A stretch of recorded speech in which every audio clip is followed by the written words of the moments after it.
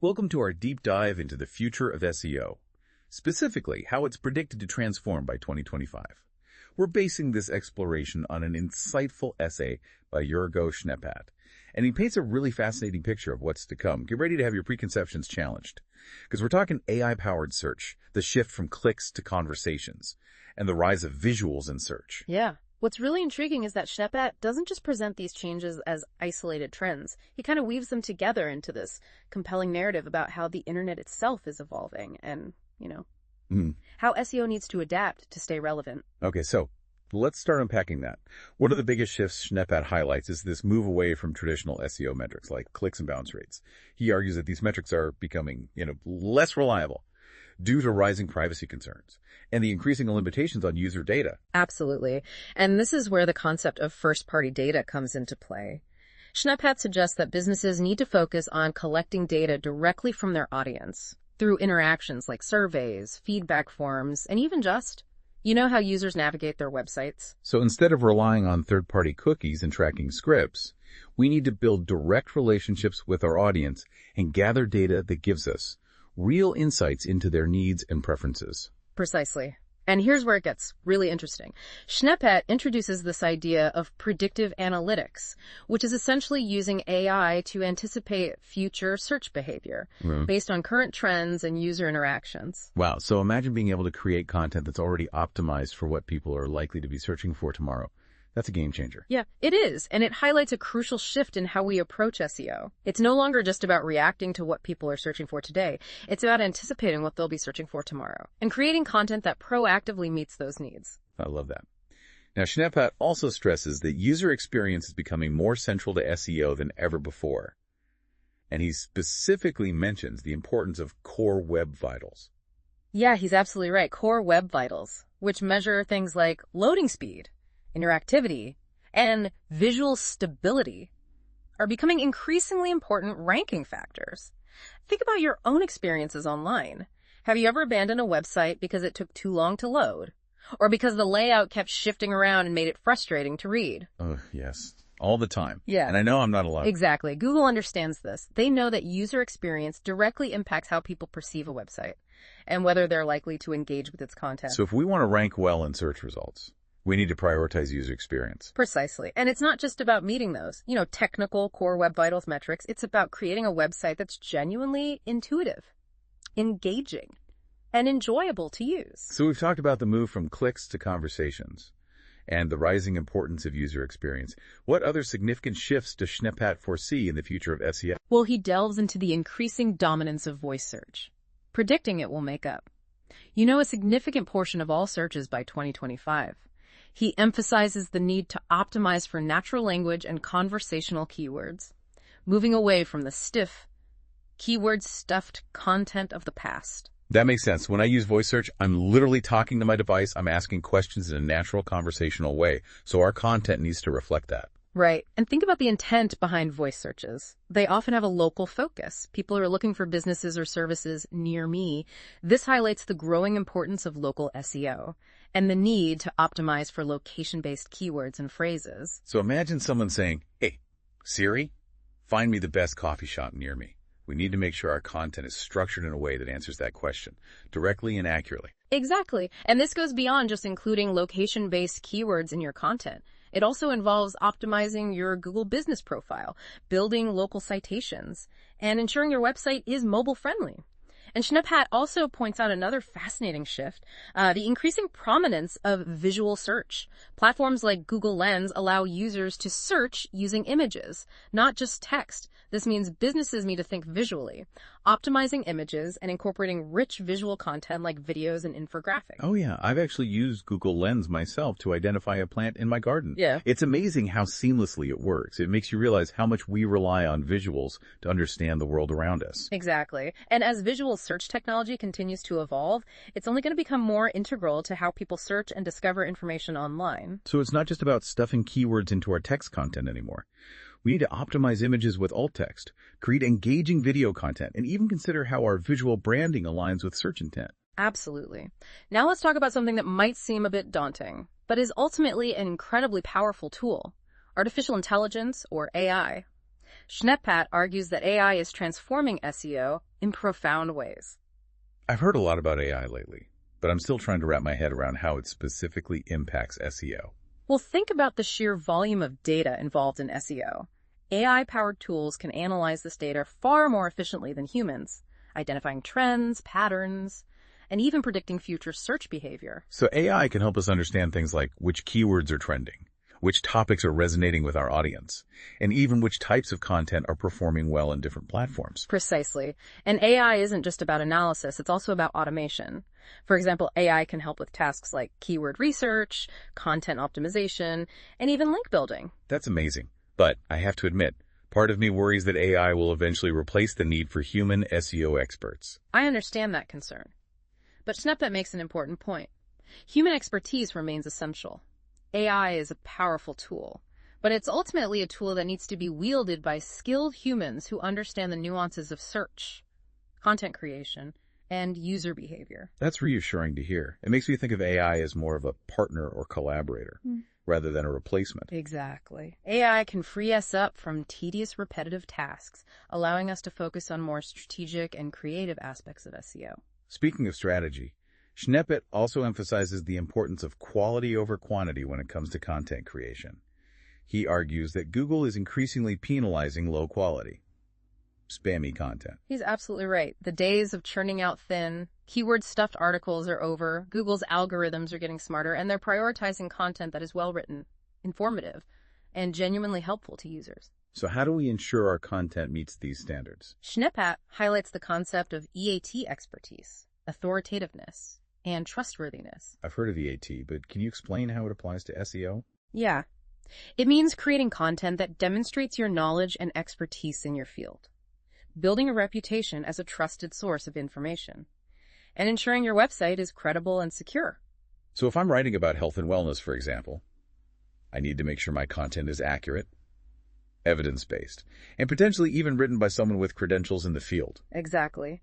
And you need to build trust with Google by having a well-designed, user-friendly website that is secure and protects user data. Sounds like authenticity is key here. Google wants to see that we're genuine experts who are passionate about providing valuable content to our audience. Absolutely. And this authenticity needs to extend to our link building strategies as well. Schneppat argues that earning high-quality backlinks from reputable websites is more important than ever. So no more shady link schemes or buying backlinks from spammy websites. Not if you want to succeed in the long run. Earning backlinks from authoritative websites shows Google that your content is valuable and trustworthy, which can significantly boost your rankings. It makes sense. A backlink from a respected source is essentially a vote of confidence in your content. Precisely. And it's not just about the number of backlinks you have, it's about the quality and relevance of those links. Okay, so we're creating high-quality content, focusing on EAT, and earning backlinks from reputable sources. What else do we need to know to navigate the future of SEO, according to Schneppat? Well, he reminds us that technical SEO is becoming increasingly crucial. As search engines become more sophisticated, we need to ensure our websites are technically sound and optimized for those all-important ranking factors. That makes sense. But technical SEO can feel a bit intimidating, especially for those of us who aren't developers or programmers. I understand, but Schneppat emphasizes that there are tools and resources available to help us navigate the technical aspects of SEO. So where do we even begin? What are some of the key things we should focus on? Well, one of the foundational elements of technical SEO is ensuring your website has a clear, logical structure that search engines can easily understand. This means having a well-organized sitemap, using clear and concise URLs, and implementing breadcrumb navigation. It sounds like we're creating a roadmap for search engines to follow, so they can easily crawl our website and understand what each page is about. Exactly. And this is where structured data comes in. Structured data is essentially a way of using code to provide search engines with additional information about your content. Can you give an example of how structured data works in practice? Sure. Let's say you have a recipe on your website. You can use structured data to mark up the ingredients, cooking time, nutritional information, and other relevant details. This helps search engines understand the context of your content and display it in a more informative and engaging way in search results. So instead of just seeing a basic link to the recipe, someone might see a rich snippet that includes a photo of the dish, star ratings, and even the cooking time. Exactly. Structured data helps your content stand out in search results. and provides users with more valuable information at a glance. That's incredibly helpful. Now, what about mobile optimization? I know that's been a big deal for a while. But is Schneppat suggesting that it's becoming even more important in the future? Absolutely. In fact, he highlights mobile-first indexing as a key trend to watch. This means Google primarily uses the mobile version of your website for indexing and ranking. Which makes sense, considering how many people are browsing the internet on their phones these days. Right. So if your website isn't mobile-friendly, meaning it loads quickly, is easy to navigate on a smaller screen, and provides a seamless user experience on mobile devices, you're going to be at a significant disadvantage in search results. Okay, so we need to ensure our websites are structured logically, use structured data effectively, and are fully optimized for mobile devices. What else should we be thinking about when it comes to technical SEO? Schneppat emphasizes the importance of website security and privacy. With data breaches and privacy concerns on the rise, search engines are prioritizing websites that provide a secure and trustworthy browsing experience. So things like having an SSL certificate, using secure login forms, and having a clear privacy policy are no longer just optional extras. They're essential for SEO. Exactly. They demonstrate to search engines that you're taking user data seriously and providing a safe and secure environment for your visitors. Okay, so we've covered technical SEO. What about the actual content we create? Does Schneppat offer any insights into how content strategy is evolving? He does, and this is where things get really interesting, because he challenges some of the traditional assumptions about content creation. He argues that in the future of SEO, depth will trump volume. What does he mean by that? It's about moving away from the idea of churning out tons of short, superficial articles just to appease the search engine algorithms. Instead, Schnepp advocates for creating fewer pieces of content, but ensuring those pieces are incredibly high quality, in-depth, and genuinely valuable to the reader. So it's about creating content that people will actually want to read, share, and engage with, rather than content that's just designed to rank for a specific keyword. Exactly, and this aligns with what we've been talking about, the importance of user experience and authenticity. Okay, I'm on board with the idea of quality over quantity. But how do we actually implement that in practice? What does a deep, valuable piece of content look like? Schneppat highlights a few key elements. First and foremost, user intent alignment.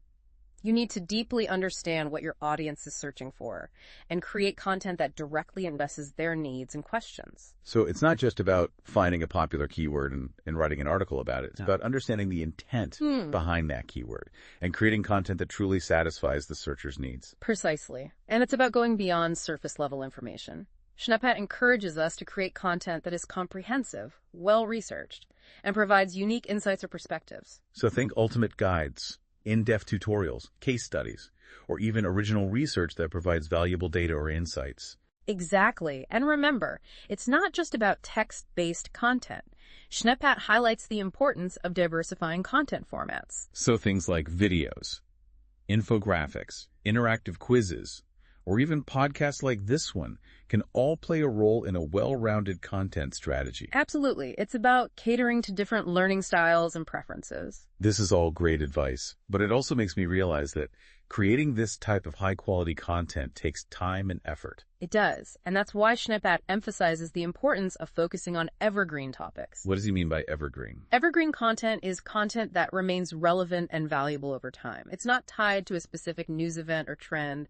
It's the kind of content that people will continue to search for and engage with months or even years after it's published. So things like ultimate guides, how-to tutorials, or even list-based articles that cover fundamental concepts or principles would all fall under the category of evergreen content. Exactly. And creating evergreen content is a smart strategy because it allows you to build a library of valuable resources that continues to attract traffic and generate leads over time. That makes sense. It's like building a foundation for your website that continues to grow and strengthen over time. Precisely. But even evergreen content needs a little TLC from time to time.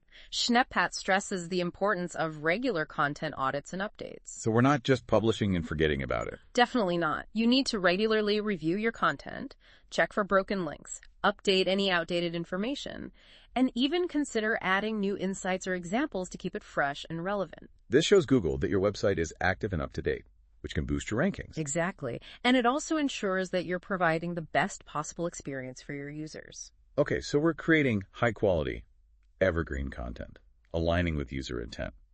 diversifying formats, and regularly auditing and updating our content. What else should we keep in mind as we develop our content strategy? Schneppet makes an interesting point about adapting to emerging platforms.